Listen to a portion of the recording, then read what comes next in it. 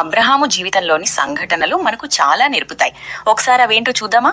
మొదటిగా ఆదికాండము 12వ అధ్యాయంలో తన స్వదేశాన్ని విడిచిపెట్టి దేవుడు చూపించే దారిలో వెళ్లమని దేవుడు చెప్పినప్పుడు అబ్రహాము లోబడ్డాడు. దీని ద్వారా మనకు సౌకర్యంగా ఉన్న వాటిని వదిలిపెట్టి దేవుని మార్గంలో నడవాలంటే విశ్వాసం అవసరమని తెలుసుకోవచ్చు. రెండవది ఆదికాండము 18వ అధ్యాయంలో సొదొమ గొమొర్రాలను దేవుడు నాశనం చేస్తానని చెప్పినప్పుడు అబ్రహాము దేవునితో బ్రతిమలాడాడు.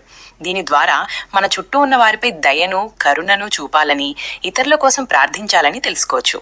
ఇక మూడవది ఆదికాండము 22వ అధ్యాయంలో తన ఏకమాత్ర కుమారుడైన ఇస్సాకును బలివ్వమని దేవుడు అడిగినప్పుడు అబ్రహాము లోబడ్డాడు. దీని ద్వారా మనం దేవునిపై సంపూర్ణ విశ్వాసాన్ని ఉంచాలని, ఆయన మనకు మేలే చేస్తాడని తెలుసుకోవచ్చు. అబ్రహాము జీవితం ద్వారా మనం విశ్వాసంతో ఉంటే ఏ కష్టాన్నైనా ఎలాంటి పరిస్థితినైనా జయించగలమని తెలుసుకోవచ్చు.